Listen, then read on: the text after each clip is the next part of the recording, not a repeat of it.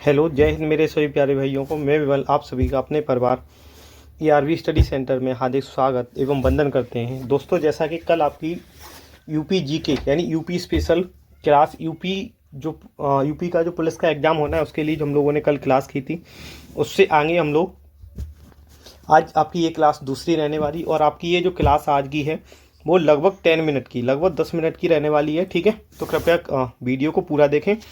और जो आज हम लोग चीज़ें करने वाले हैं 100 to 100% आपको एग्जाम में क्वेश्चन मिलेंगे।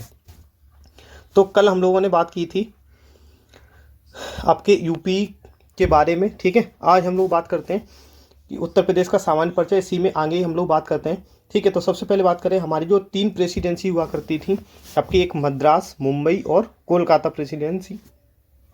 उसके बाद एक अदर प्रेसिडेंसी बनाई गई आपकी 1834 का समय था, और एक आगरा प्रेसिडेंसी बनाई गई। क्यों? क्योंकि जो आपका मिडिल इंडिया था वहाँ पर आपकी एक अलग प्रेसिडेंसी की आवश्यकता हो रही थी शासन करने के लिए अंग्रेजों के लिए, तो वहाँ पर फिर 1834 के समय में आगरा प्रेसिडेंसी की स्थापना होती है। उसके बाद ठीक है, अब हम लोग स्थापना, नामांकन और राजधानी की बात कर लेते हैं उत्तर प्रदेश की। तो सबसे पहले हम बात करते हैं इसका नामांकन। तो जून 1836 यानी जून 1836 का समय था, और इस 1836 के समय में उत्तर पश्चिम यानी प्रांत, उत्तर प्रदेश का सबसे पहले नाम यानी इस प्रेसिडेंसी का नाम क्या कर दिया गया? उत्तर पश्चिमी प्रांत। अब ये प्रेसिडेंसी आपकी उत्तर पश्चिमी प्रांत के नाम से जाने लगी।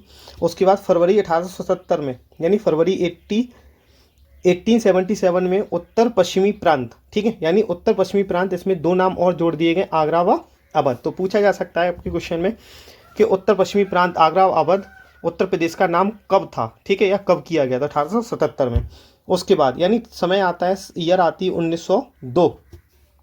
1902 में दोबारा से यानी उत्तर पश्चिमी जो प्रांत था उसका नाम बदल दिया गया, उत्तर पश्चिमी प्रांत का कर दिया गया संयुक्त प्रांत, आगरा व अवध।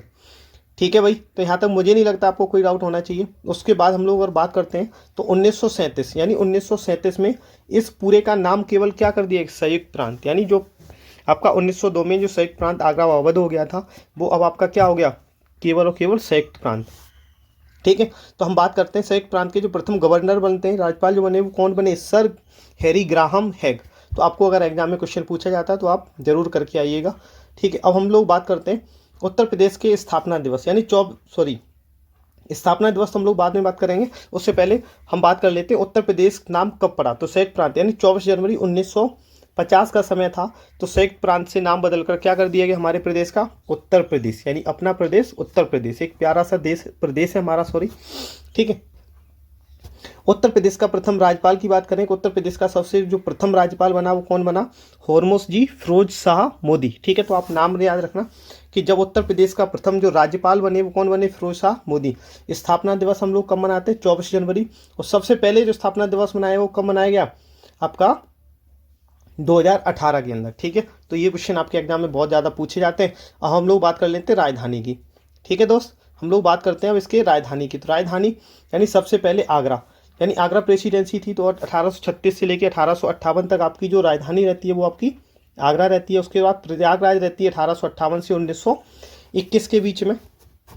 उसके बाद जो अच्छा क्वेश्चन आपका कैसे पूछा जाएगा? क्वेश्चन ऐसे पूछा जाएगा कि आपकी जो प्रयागराज राजधानी है उत्तर प्रदेश की, आगरा से कब स्थानांतरित करके प्रयागराज की गई? तो 1858। ये आपको याद रखना। कब तक रही ये पूछा जा सकता है, तो 1921 तक। 1921 से 1935 तक आपकी जो राजधानी होगी लखनऊ होगी, लेकिन आंशिक रूप से। लेकिन 1935 से अब तक की हम बात करें तो लगातार जो हमारी राजधानी उत्तर प्रदेश की है वो कहाँ पर है? आपकी लखनऊ के अंदर है। अब हम लोग बात कर लेते हैं इसकी भौगोलिक विशेषताएं हैं कुछ। ठीक है, यानी भारत का क्षेत्रफल की बात करें तो 2,28,000, सॉरी, ठीक है, यानी भारत के क्षेत्रफल की बात करें, अगर अभी हम भारत की उत्तर प्रदेश की नहीं, भारत के क्षेत्रफल की बात करें तो कितना है? 32,87,263 वर्ग किलोमीटर। यही उत्तर प्रदेश के क्षेत्रफल की बात करते हैं तो 2,40,000 कितना है? 2,40,928 वर्ग किलोमीटर उत्तर प्रदेश का क्षेत्रफल है। इसमें से अगर हम ग्रामीण क्षेत्रफल की बात करते हैं दोस्त, उत्तर प्रदेश का जो ग्रामीण क्षेत्रफल है वो कितना है? तो इसमें कितना है ग्रामीण क्षेत्रफल? 2,33,365.71 वर्ग किलोमीटर है। और नगरीय क्षेत्र का बात करें यानी शहरी क्षेत्रफल की हम बात करें तो कितना है? 7,562.29 वर्ग किलोमीटर हमारे ग्रामीण नगरीय क्षेत्र का क्षेत्रफल है। ठीक है, उत्तर प्रदेश का अगर हम बात करें विभाजन से पहले जो क्षेत्रफल रहा वो कितना रहा, तो 2,94,411।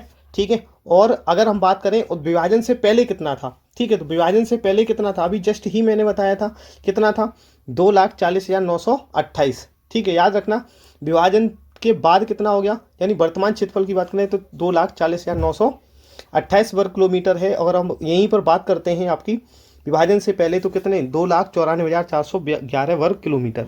यही हम बात कर लेते उत्तराखंड के गठन, यानी उत्तराखंड का गठन भी होता है आपका 9 नवंबर सन 2002 को। 13 आपके जो जनपद थे उन्हें अलग करके एक अलग स्टेट का दर्जा दिया गया, जिसका नाम क्या उस टाइम क्या था, उत्तरांचल था। बाद में इसका नाम क्या कर दिया गया, उत्तराखंड कर दिया गया। ठीक है, अगर यही हम क्षेत्रफल की बात करें परसेंटेज में, तो ये क्षेत्रफल के हिसाब से जो हमारा जो यूपी है वो चौथे स्थान पर आता है। और कुल क्षेत्रफल का कितना, यानी भारत के कुल क्षेत्रफल का आपका 7.3% क्या है, यूपी कवर करता है। तो पूछा गया है बहुत बार। ठीक है, अगर सबसे अधिक क्षेत्रफल पूरे भारत में बात करें तो राजस्थान, उसके बाद मध्य प्रदेश, महाराष्ट्र और चौथे नंबर पर हमारा प्रदेश आता है उत्तर प्रदेश। ठीक है, यहीं पर हम बात कर लें क्षेत्रफल की दृष्टि उत्तर प्रदेश का सबसे बड़ा जनपद क्षेत्रफल की दृष्टि से तो कौन सा है, लखीमपुर है। ठीक है, लखीमपुर खीरी कितना है, 7680 वर्ग किलोमीटर। यही बात करें सबसे छोटा जनपद कौन सा है, हापुड़। ये बात हम लोगों ने कल भी की थी। अब हम लोग उत्तर प्रदेश का जो भौगोलिक स्थिति है उसके बारे में देखते हैं। तो उत्तर प्रदेश का आकार कैसा है, आपका लंबवत है। उत्तर प्रदेश की ग्लोब पर स्थिति देखें तो उत्तर प्रदेश का अक्षांशीय विस्तार 23 डिग्री 52 मिनट से लेकर के 31 डिग्री 28 मिनट उत्तरी अक्षांश है। और यहीं देशांतरी विस्तार की बात करें तो 77 डिग्री 5 मिनट से लेकर के 84 डिग्री 38 मिनट पूर्वी देशांतर है। ठीक है, हम लोग आगे और बात कर लेते हैं इसके जो डिस्ट्रिक्ट है, यानी कौन सा पूर्वी है कौन सा पश्चिमी है। तो हम सबसे अगर पूर्वी डिस्ट्रिक्ट की बात करें तो बलिया है, और सबसे उत्तरी डिस्ट्रिक्ट की बात करें तो सहारनपुर है, सबसे दक्षिणी सोनभद्र है, सबसे पश्चिमी आपका शामली है। ठीक है, तो हमारे ये जो स्टेट है, जो हमारे डिस्ट्रिक्ट है उसमें जो स्टेट की जो पोजीशन है वो ये है। ठीक है, अगर हम यही बात करें हमारा जो स्टेट है वो कितने राज्यों के साथ सीमा साझा करता है, तो 8 आपके राज्य हैं और 1 केंद्र शासित प्रदेश है। तो कुल मिला के कितने हो गए, 9। अगर पूछा जाए राज्य कितने हैं तो आप 8 करोगे, केंद्र शासित प्रदेश 1। अगर पूछे कुल कितने राज्य अदर स्टेट के साथ सीमा साझा करता है उत्तर प्रदेश, तो 9 टोटल। ठीक है, कुल पूछे जाए तो 9, और देश पूछे जाए कितने हैं तो 1 है जो नेपाल है। ठीक है, तो इसमें कौन कौन सा हो गया, यानी आपका हिमाचल प्रदेश हो गया, एक उत्तराखंड पड़ता है, बिहार पड़ेगा, झारखंड, छत्तीसगढ़, मध्य प्रदेश, राजस्थान, हरियाणा और दिल्ली। ठीक है, और एक आपका देश है नेपाल जो हमारे प्रदेश के साथ सीमा साझा करते हैं। ठीक है, हम लोग चलते हैं नेक्स्ट। अच्छा, अगर हमारी क्लास पसंद आ रही, वीडियो आपको पसंद आई तो वीडियो को लाइक और शेयर जरूर कर दें, क्योंकि आप बड़ी मेहनत से आप लोगों के लिए क्लास रिकॉर्ड की जाती है। ठीक है, तो अगर वीडियो पसंद आ रही तो वीडियो को लाइक और शेयर अपने दोस्तों तक जरूर शेयर कर दें। ठीक है, नेक्स्ट हम लोग बात कर लेते हैं आपका